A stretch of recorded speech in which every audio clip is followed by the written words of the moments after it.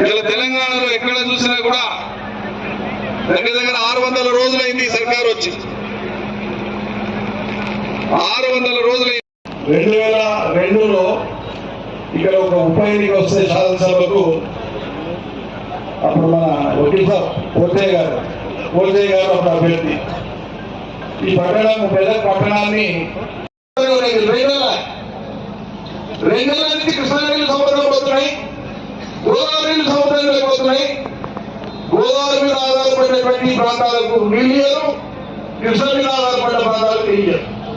ఉన్న నీళ్ళు అందించేటువంటి తెలివి లేనటువంటి సర్కారు ఇది ఎట్లా రైతుల సర్కారు ఎట్లా రైతులు పట్టించుకుంటారు.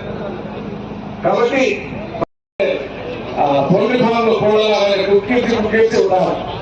జిప్పు బంద్ చేయాలి, ఉప ఎన్నికల్లో ఫలితం తీసుకోవాలి, తెలంగాణ వాళ్ళని పెట్టాలని ఆయన వచ్చినా ఉన్నాం. 4 రోజులు ఉన్నాం. చాలా మంది అప్పుడు ప్రత్యేకం అప్పుడు మా ఎమ్మెల్యే దిగినటువంటి వాళ్ళలో తర్వాత తెలంగాణ ఉద్యమ జెండాను పట్టుకొని జెండాను నమ్ముకున్నాడు కాబట్టి పార్టీ మున్సిపల్ చైర్మన్ చేసింది మల్లికార్జున గౌడ్. మీసాలని పిల్లగాడు మా ఎమ్మెల్యే దిగినాడు, చిన్న పిల్లగాడు. అప్పుడప్పుడే 2 మీసాలు వస్తుండే. చాలా మంది కృష్ణగాడు ఉన్నాడా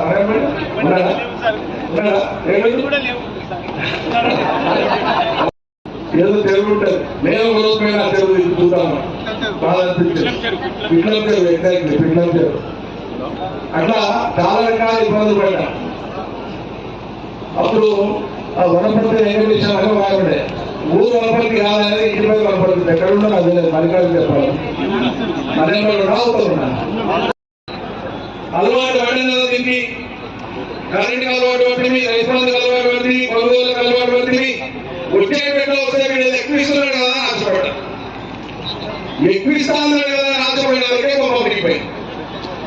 ఆశపడడం అంటే కోసం గుర్తుపెట్టుకోండి. ఆలోచన చేస్తే బాగుపడతాం, ఆశపడితే నష్టపోతాం. ఇది ఆచరణలో గుర్తుపెట్టుకోవాలి. మీ ఏరియాలో కూడా ఉండొచ్చు. మా ఏరియాలో అప్పుడప్పుడు 52 ఏళ్లకు మండలానికి ఒకటి చేస్తాడు. ఏం చేయాలంటే రైతుల దగ్గర పోయేవాడు అవసరం కలిపి మాట్లాడి మావా బావా తినాయన కక్క అది అని మాట్లాడుకుంటా పోయి మార్కెట్ లో అర్పీలు అయితే మిగతాకి జగ్గజంగా ఎగురు అంటారు. ఇప్పుడే ఎగురు అంతా పట్టుకోలేకపోతున్నాం, మళ్ళీ తర్వాత ఇది భరించలేమని చెప్పాలి. అసలే ఎగరేదంటే కళ్ళు ఇంకెంత ఎగురుతుందో చూడు, అట్లా ఉంది పరిస్థితి అని చెప్పాలి. చెప్పకపోతే మనం తప్పైందని, పాటించకపోతే ప్రజలు తప్పైంది. మనం ముందే హెచ్చరించాలి. ఉన్న ప్రమాదం ఏదో కదా అని చెప్పాలి. దాంట్లో ఉండే ఇబ్బంది ఏదో కదా అని కట్టబట్టి చెప్పాలి. ప్రజలను ఇప్పుడు తప్పడానికి లేదు. ఆచార్యులు వాళ్ళు చేసే కష్టానికి వేరు కావాలి, ఫలితం రావాలి, ఇక్కడ కైలు బతకాలి, వసతులు తీరాలని ఆశిస్తారు ప్రజలు. అది చేస్తామని చెప్పి చేయకుండా ఉండేటువంటి తీర ఏదైతే ఉందో ఉదాహరణతో పాటు మనం చెప్పాల్సి వస్తుంది. ఎంత తాపత్రయపడ్డాం మనం. నేను మీ ప్రాంతం కోవిడ్ సమయంలో నర్సాపూర్ వరదయ్య గారి ఎమ్మెల్యే ఉంది. కొనుగోళ్ల కోసం మొత్తం కోవిడ్ లో అన్ని ఉన్నప్పుడు అన్ని కార్యాలయాలు బంధు. కష్టం చేయడానికి ఫలితం ఎక్కువ వస్తుందని నమ్మకం. వాడు 1 సీజన్ 2 సీజన్లు నమ్మకంగా ఇస్తాడు. వాళ్ళకి ఇస్తాను చెప్పి 500కే తీసుకుపోయిస్తారు పైసలు. నమ్మకం ఉంది. నమ్మకం ఏర్పడగానే 2-3 సీజన్లు కాగానే వాళ్ళు చూసేవాడు అందరు రైతుల్ని నమ్మబట్టి కోట్ల రూపాయల విలువైన ధాన్యాన్ని వాడు పేదవాడు వేసుకొని పోయి అమ్ముకొని అయిపోయినా నాతోనే లేవని చెప్పి చేతులు ఎత్తేస్తాడు. జరిగింది ఆ మీ ఏరియాలో కూడా అక్కడక్కడ చాలా చోట్ల జరుగుతాయి.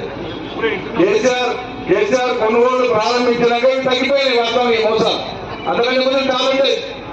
అంటే ఎక్కడైతే మనం ఆశపడతామో తప్పకుండా అక్కడ మోసానికి గురైతే మనకి రాసి పెట్టుకోండి. రేపు స్థానిక సంస్థల ఎన్నికలు వస్తున్నాయి. మనం జాగ్రత్తగా ఉండాలి. ప్రజలకు చెప్పాలి రాస్తారు రైతులు. ఏం దుస్థితి, ఎందుకు దుస్థితి, దేని మీద మీకు ఏం నియంత్రణ లేదు, ఎక్కడ లేదు, సర్కారు నియంత్రణ లేదు, ఏం చేయాలన్నా లేదు. గాలికి వదిలేసి పాలన గాలికి వదిలేసి కేవలం కర్ర పెట్టడంతో అధికారులతో అజమాయి చేయించి పోలీసులతో బలవంతంగా వాళ్ళ అదుపాజ్ఞలలో ఉండేటట్టు చూసి కేవలం అధికార పార్టీ మాత్రమే పనిచేసేటట్లు ఈ అధికారుల యొక్క శక్తియుక్తులు కానీ ఇవన్నీ కానీ ప్రతిపక్షాల మీద ఉపయోగించినట్టు అణిచివేసేటట్టుగా ప్రయత్నాలు చేస్తుంది.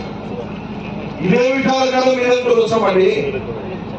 అఖిల భారత సర్వీసులు పాస్ అయ్యి వచ్చినటువంటి ప్రజలకు వివరించాలి. లేకపోతే 3 సార్లు ఎగ్గొట్టి 2 సార్లు ఎగ్గొట్టి ఒకసారి 4 ఎకరాల వరకు ఇచ్చి మొన్న అందరికి ఎందుకు ఇచ్చిండు? ప్రేమ ఇచ్చిందా?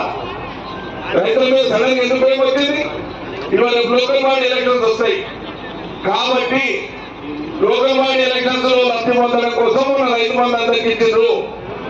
నేను 3-4 సార్లు ఇదివరకే ప్రెస్ మీట్ చెప్పినా, అధికారికంగా చెప్తున్నా అని చెప్పినా, మాకు అంతర్గతంగా ఉన్న సమాచారాన్ని బట్టి చెప్తున్నామని చెప్పినా, స్థానిక సంస్థల ఎన్నికల తర్వాత ఇప్పుడు ఉండేటువంటి రైతు బంధువులు ఈ కాంగ్రెస్ సర్కారు ఎత్తేస్తుంది. మీరు రాసి పెట్టుకోండి, జరగబోయేది మనం అప్రమత్తంగా ఉండి వాళ్ళ గుణపాఠం చెప్తే రైతు దగ్గర పెట్టుకొని కనీసం మళ్ళీ ఈ ప్రభుత్వ కాలగడు ఎవరికైనా దాన్ని అమల్లో పెట్టే ప్రయత్నం చేస్తారు. ఎన్ని మోసాలకు అర్థం ఉండాలి కదా. రైతులకే 15,000 కాదు 1,000 కోట్ల రూపాయలు రుణమాఫీ చేస్తామని చెప్పారు. బడ్జెట్ లో 36,000 కోట్ల రూపాయలు పెట్టారు. అంతిమంగా చేసింది 21,000 కోట్ల రూపాయలు. దానికి ఏమంటారు? భారతదేశంలో ఎవరు చేయనంత రుణమాఫీ నేను చేస్తానంట.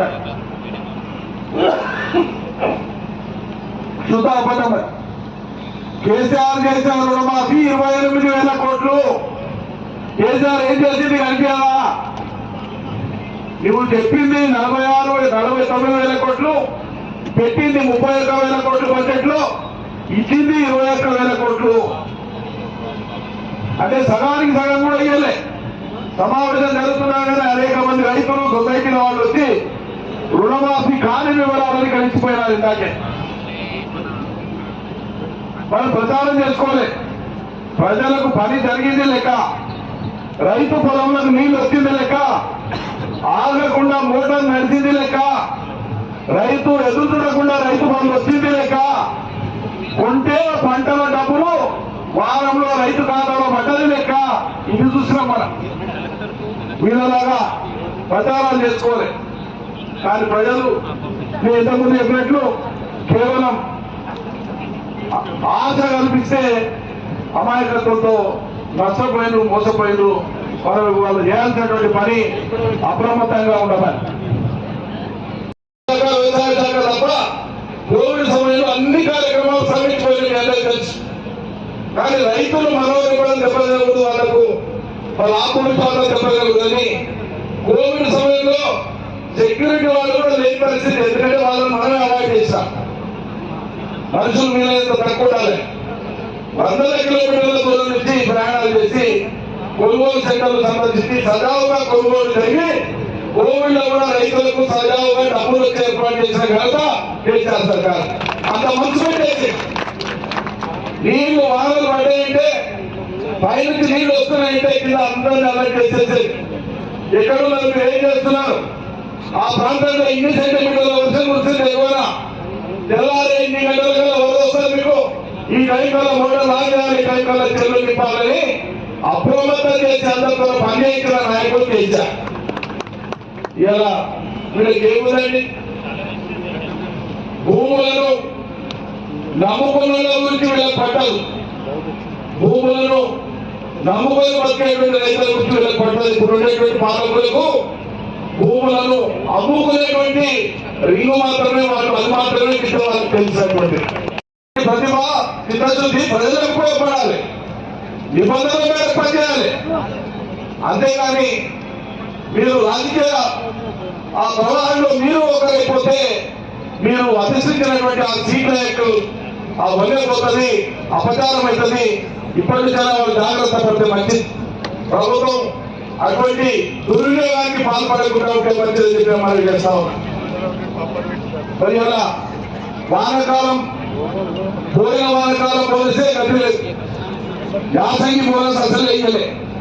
ఇక మళ్ళీ వానకాలం సీజన్ స్టార్ట్ అవుతుంది.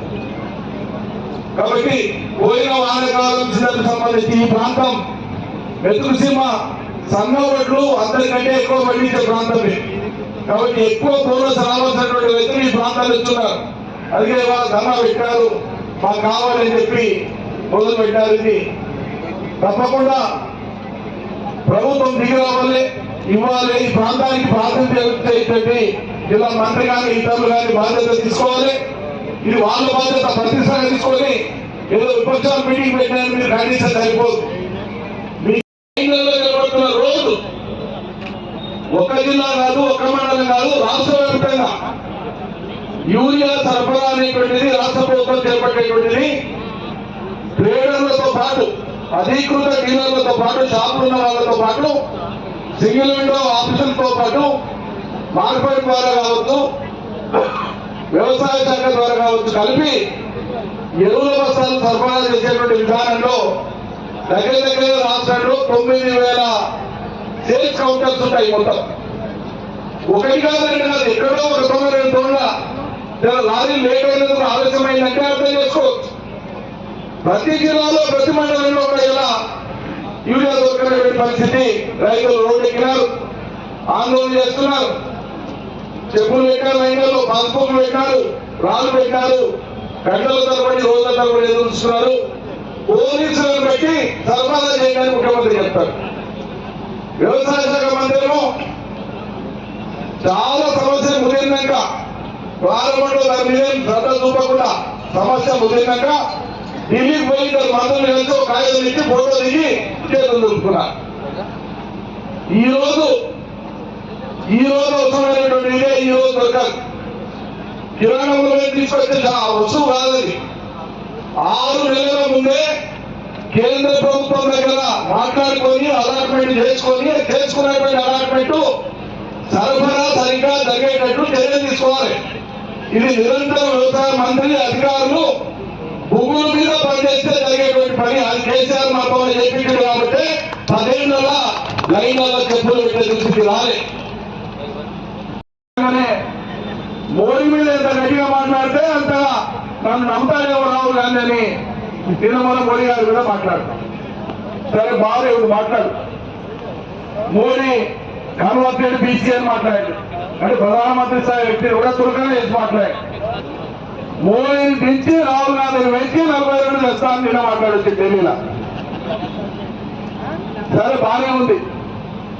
కానీ ఇక్కడ నాకు ఆశ్చర్యం కల్పించే విషయం ఏంటంటే ఈ రాష్ట్రంలో 8 మంది బీజేపీ ఎంపీలు ఉన్నారు, దాంట్లో 2 కేంద్ర మంత్రులు ఉన్నారు. మనం గట్టిగా రేవంత్ రెడ్డిని గిచ్చినా ఏమన్నా అన్నా అబ్బా అని నొప్పి బీజేపీలకు వస్తుంది కానీ కాంగ్రెస్ లకు నొప్పి కలుగుతుంది. మరి ఇప్పుడు 8 మంది బీజేపీలకు ఎందుకు నొప్పి ఎక్కలేదు? రేవంత్ రెడ్డి సాక్షాత్తు ప్రధానమంత్రినే మాట్లాడితే, టార్గెట్ చేస్తే, నేరుగా దిచ్చేస్తానే మాట్లాడితే ఒక్క ఎంపీకి కూడా కాంగ్రెస్ ప్రభుత్వం మీద ఎదురు మాట్లాడేటువంటి పరిస్థితి లేదు. మిలాఖత్ ఉన్నారు. 100కి 100 ఈ రాష్ట్రంలో ఉండేటువంటి బీజేపీ కాంగ్రెస్ రేవంత్ రెడ్డితో మిలాఖత్ అయింది. మీరు రాసి పెట్టుకోండి. దీనికి 100 ఉదాహరణలు కావాలంటే మనం చెప్తాం. ఒక్క కిషన్ రెడ్డి గారు మాత్రం అని అన్నట్లు, నొప్పి తెలిసి తెలియనట్లు ఆ రాజకీయ మాటలకు విమర్శకు ప్రతి విమర్శ చేయకుండా చాలా సున్నితంగా 10% రిజర్వేషన్ ముస్లింలు తీసేస్తే మేము 42% ఆమోదింపజేస్తామని మాట్లాడతారు. నీ పార్టీని, నీ అధ్యక్షుడిని, నీ ప్రధానమంత్రిని కూరనాడి మాట్లాడితే దాని మీద బీజేపీ వాళ్ళు ఏం మాట్లాడారు అంటే ఇద్దరు కూడా కేసీఆర్ మీద ఒంటి కాలుతో లేవడానికి సిద్ధం. మనం చూసిన పార్లమెంట్ ఎన్నికలలో కూడా వాళ్ళు పరస్పరం సహకరించుకున్నారు.